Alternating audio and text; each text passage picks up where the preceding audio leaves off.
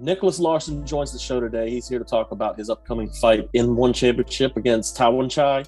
Very tough fight, but Niclas is also a tough fighter, glory veteran as well. He is stepping into the world of Muay Thai this time, and he's kind enough to talk to us today. Niclas, how you doing, man? I'm doing great, thank you, and I'm so excited for this big opportunity. Now it's just getting even more huge. Firstly, I had a fight to have a fight in ONE FC, and a debut in ONE FC was big. To fight against an opponent like Tawanchai is amazing, and now to fight the main event, that's just incredible. So I'm so excited. I'm so grateful, and I can't wait to fly my way to Singapore now. So yeah, I'm still in Denmark, but soon I fly. Yeah, the fight's coming up very soon, man. So it's odd. Like, a lot of boxers and MMA fighters take longer camps, but it seems like Muay Thai and kickboxing, they're like, yeah, I mean, I'm training. I'm going to train and do my thing, and I'll be ready whenever it's time to fight. Is that kind of where you're at in the fight right now? You're kind of just like, I'm ready, let's fight? Because this is a bit of a short notice fight, I guess you'd say. Well, all my biggest fights been on short notice, and it's almost a trademark for my career. I remember my debut in Glory, that was with 6 days notice, and against unbeaten fighter Andy Risti, who knocked 4 guys out before he fought against me, and he became the world champion after we fought. So I've always been good to just say, well, I'm a fighter, I'm ready, whenever. I take it as a learning process. So maybe I win, I will think about bringing my absolute best in every fight, and also especially in this period with Corona and all this.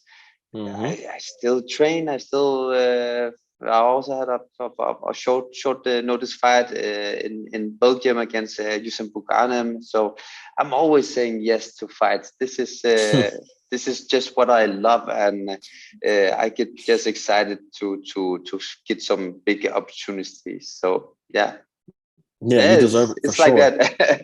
Yeah. So for the fans who don't know you, man, how'd you first get involved into fighting, like kickboxing and Muay Thai? Because you do a little bit of both. How'd you first get started? What was the start of your career like? Well, a 17-year-old boring teenager who didn't know how to spend his time. Actually, I was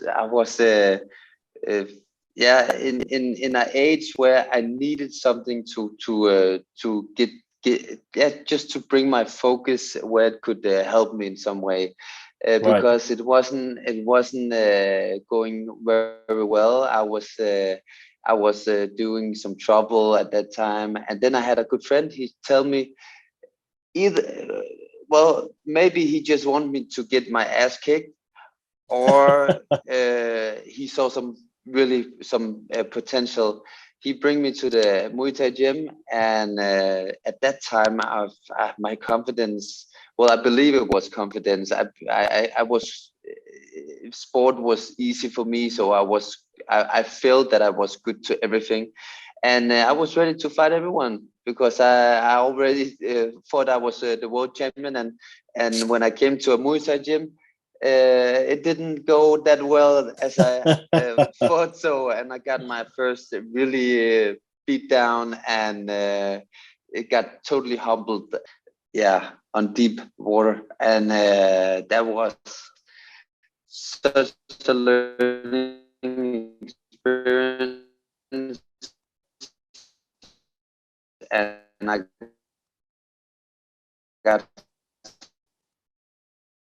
some new role models. I began to really respect how they go kind and nice people, and then they could kick your ass. So that was very new for me, and I learned a lot. And after that, I just spent all my time in the gym. This is just what I wanted to learn, and with the new role models, everything the things just yeah, it was going fast.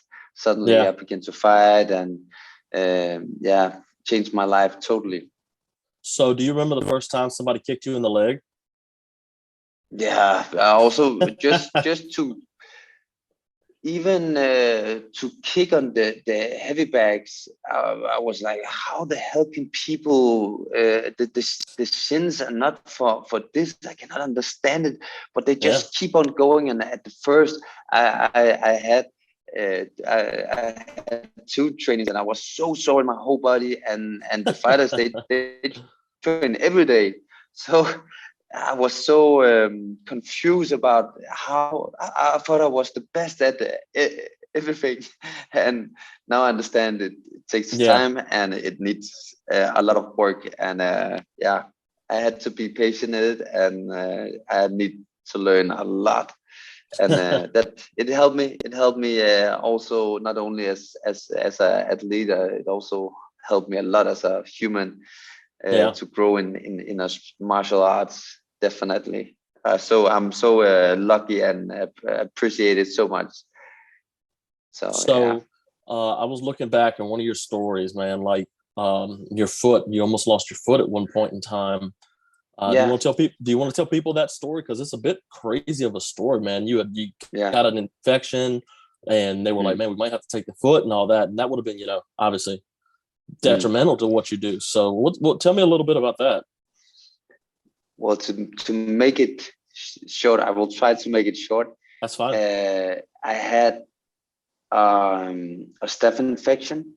At that time, I just signed, uh, I was new crowned world champion under WKU, Mm-hmm. and I turned pro and got signed with the One FC, and then no, sorry, not One FC, Glory Okay. Kickboxing. Yeah. Uh, had my debut, and they were so excited. I got a fight against Steve Moxon afterwards, and I knocked him out, and now I was back on this 4 months tournament, and in the time in between, Adristi was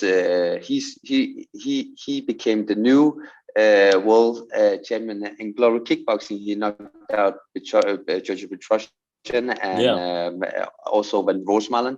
So they were seeing this crazy story with a Danish unknown guy coming. He's the only one who stands the distance with the Andiristi, the killer who knocks everyone out. And yeah, now I can get my chance with good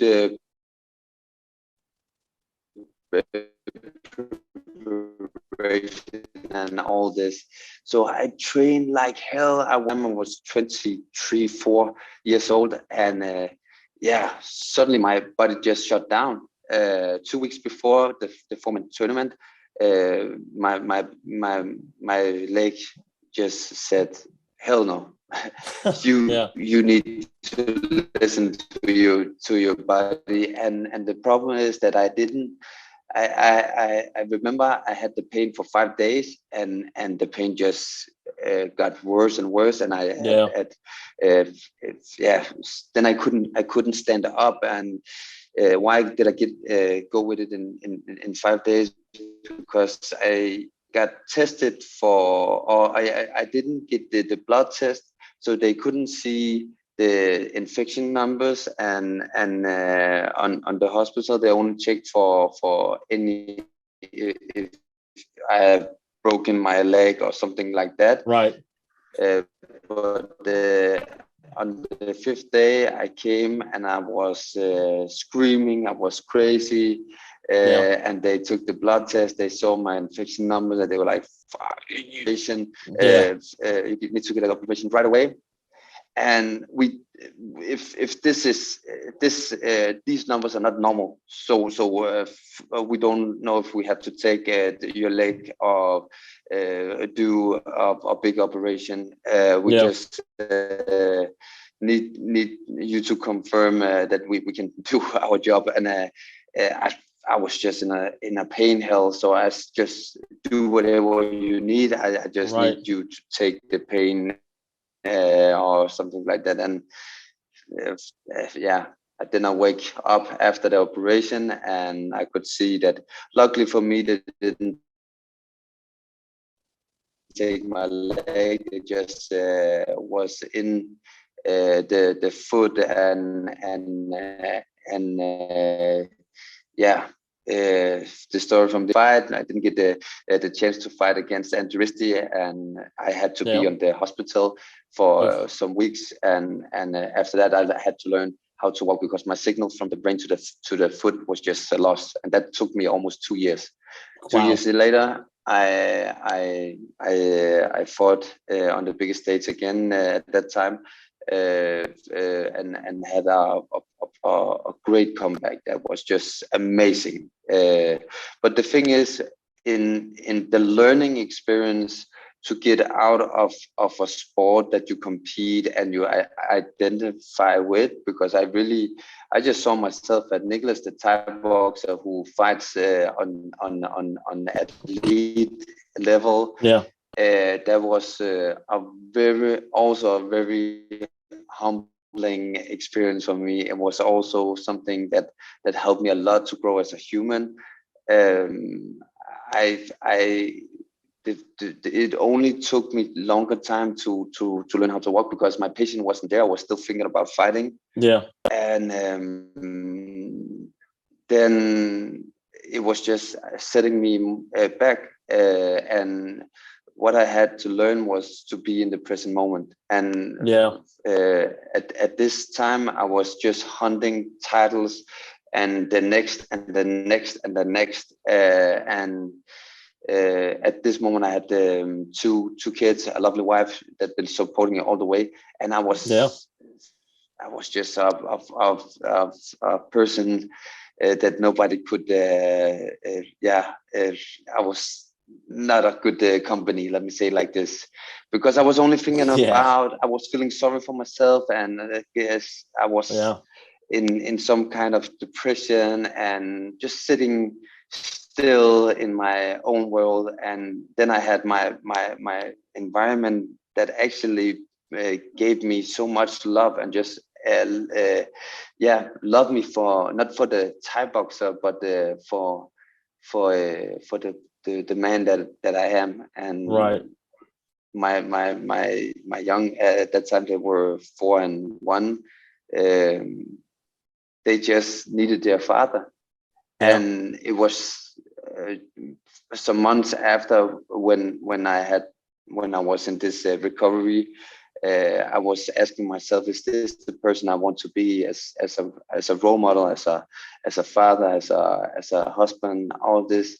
And then I just needed to accept where I was, and build myself up. And instead of thinking about fighting, I was thinking more about just being in the present, and enjoy whatever was there. And that was just what I needed to do. And at that time, began to slowly, every time I got a step closer to learn how to walk, to get on a bicycle, to get back in the gym, to just enjoy my family. Yeah, I began to believe in myself again. So yeah, that It's was beautiful. something very, very beautiful learning experience that I got from this bad situation. Yeah. I believe it's making me much stronger as a fighter. And Hmm. also when I came back and had my debut, it wasn't my debut, but when I had my comeback Your in global re-debut. Yeah. kickboxing. Yeah, my re-debut, because nobody expected that I would come back. And I remember it's so clearly, many of my friends, and I really got to understand who am I using a lot of time on, and who should I actually spend maybe some more time with. The environment is also so important. So I really had so much reflection in this period. But my re-debut I, I didn't think about winning or losing. I was just loving the moment. I was just so happy, and I was flying. You couldn't see that I was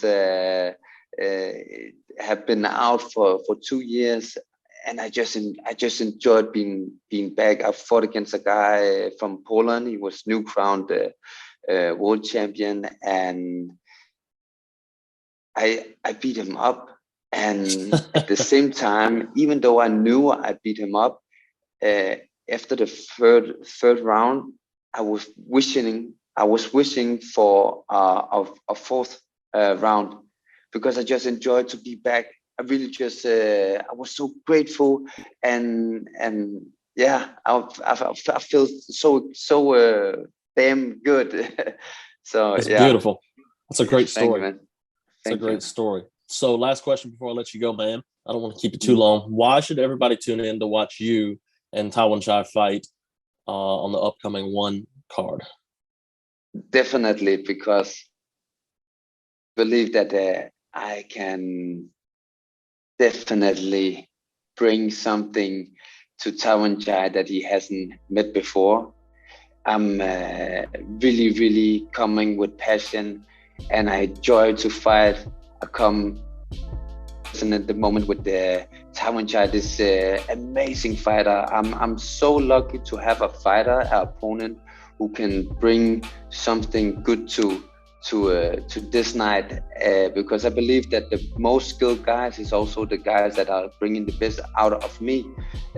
This is when I really need to dig in deep, and that is what I want. I also earlier got asked, what about you thinking about the titles and all this? And I'm like, I just want to fight. Man, I just want to fight. I take one step at a time, and I love it, and I want to fight the best guys out there, because we are creating something so beautiful when we give it all we have, and I believe that he really wants it as well. But yeah, of course, I also have the confidence to say that I'm gonna be the guy who really put everything, and yeah, I will bring my best. I really respect Tawanchai. I hope the best for him. People can be exciting for a fight that really gonna bring a crazy show that night. Awesome, Niclas. I'm looking forward to it, man. I've always been a fan, been enjoying your fights, and I'll be pulling for you on the upcoming one card, man.